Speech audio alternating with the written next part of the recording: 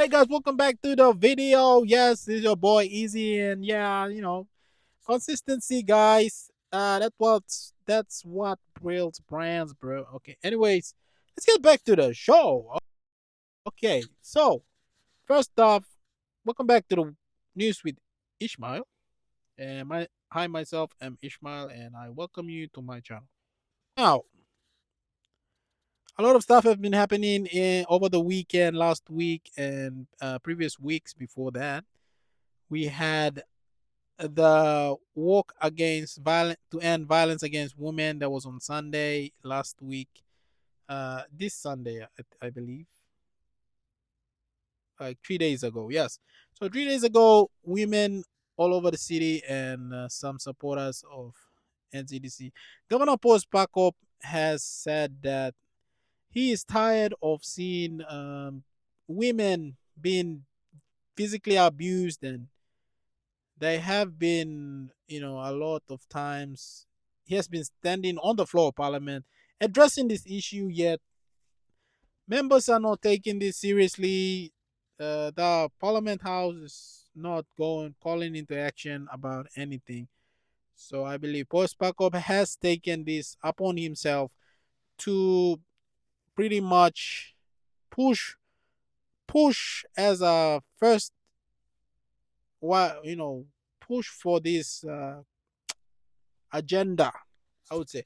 Yes, post backup is previously and usually has tried to push for this agenda, which I think it's a very good PR for him. It shows his support of women in the city, and not only in the Port Moresby city, but in other cities like Mount Hagen and Lay City. Really, really bad treatment of our women. And this has been an issue for some years now. And I'm glad Governor Post Backup from Port Moresby has done something, a call to action. So NCDC has released, the Sun has reported on NCDC releasing something called a act where male male workers in Port Moresby have to sign something. They have to sign a sort of a waiver in their contracts, like a clause in there that states that they will be terminated if they engage in violence or sexual violence towards any women, any form of violence against women in the workplace. They will be terminated immediately, whether it's harassment or any sort of violence. So guys, you better look out for that. I think this is a very big step, very good step in terms of empowering women and making the workplace safe for women. And this is just the start. They really should be pushing this message to the children, the school, the upcoming generation, because TikTok has spread negative messaging to young boys. Young boys think it's cool to have a lot of girlfriends and a lot of those kind of stuff and mistreat women and all that. And I believe this is wrong. And yeah, they should really start at the level of children to influence them to respect women more. Anyways, guys, that's it for that news in Port Moresby. We'll move on to another news, a disturbing news. Actually, I am saddened to state this, but two girls in Mount Hagen were killed around 3 weeks ago, which is quite sad, seeing as this was a election related violence,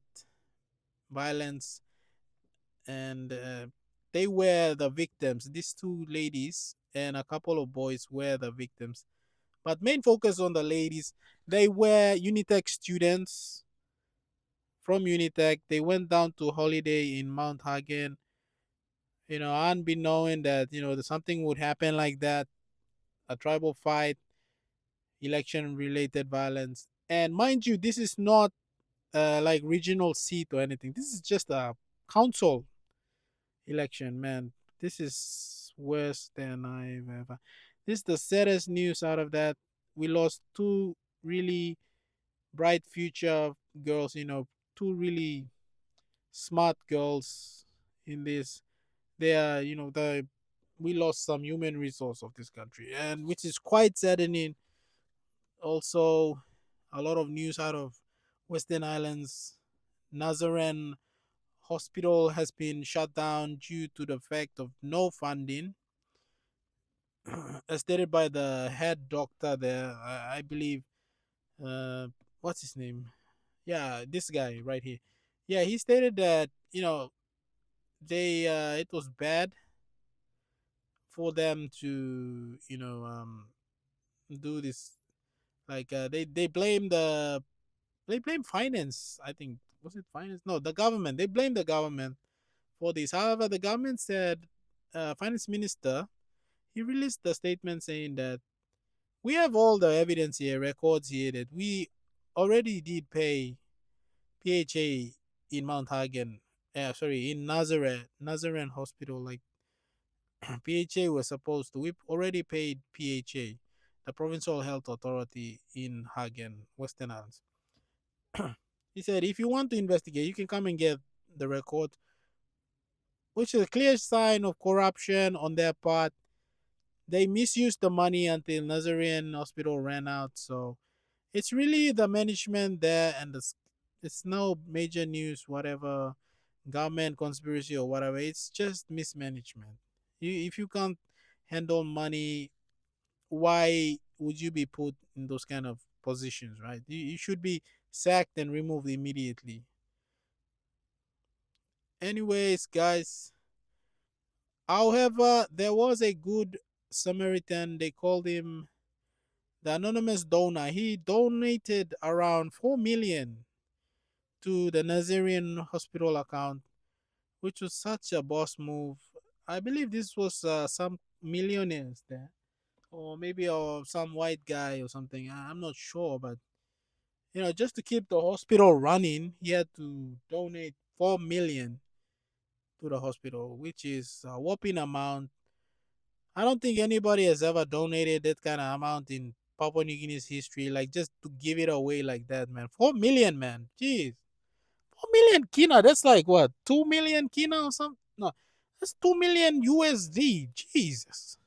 That's a lot of money, man. That's 2 million in US dollars, if you count that. That's a lot of money. That even for Americans, that would be a lot. Anyways, guys, that's it for Western Highlands news. Let's move on to Lay. Anything happening in Lay? Let's see. No. Well, I'm not sure. We'll get back to Lay on that. We have some technical difficulties down in Lay, so yeah, we'll do that later. And now, main focus back to national news. Like, come on, man, the state of this country, violence against women. We need to address this kind of stuff. This stuff isn't taken seriously at the moment. And also, yesterday was World AIDS Observation Day, or World AIDS Day, as they like to call it. It's not a celebration of AIDS. However, it is a sort of observation day, awareness campaign. And the chairman of the AIDS National AIDS Council, uh, I forgot his name. This guy right here, yeah, I put his name up here. Yep, he said that get real. Essentially, if you are HIV/AIDS positive, or you have STIs or whatever, it's better to get tested. There's no reason that you gotta hide this shit and pretend that, oh, I have this kind of sick, oh, I'm sick, I have malaria, all this kind of crap. You can just get tested, get screened early, cure yourself from the STIs. But AIDS, man, AIDS is, I don't know, man. AIDS is it uncurable or something? I recently met a brother who had an STI. Wait, that's kind of weird. Anyways, one of my friends, he had STI, and he had it checked, and yeah, he got treatment, and now it's better. Mind you, it was not HIV and AIDS. It's like the other transmission STIs. Yeah. Anyways, guys, this is beside the point, but we should all get tested at this point because come on, Papua New Guinea, right? We always stigmatize these kind of things. It's like, we don't want to get tested. Oh, we don't have AIDS. Oh, we good, and then boom, you're dead. It's like that, man. Come on. Yeah, y'all gotta be realistic about this kind of shit. Anyways, guys, that's the news about national news. Yeah, I think Prime Minister Marape has said that they will look into funding the National AIDS Council because previously it was a lot of staff, the 150 plus staffs. But when they disbanded the National AIDS Council, because I don't know, for some reason they disbanded that, and now AIDS is becoming a major issue in the country. AIDS is a major killer in the country.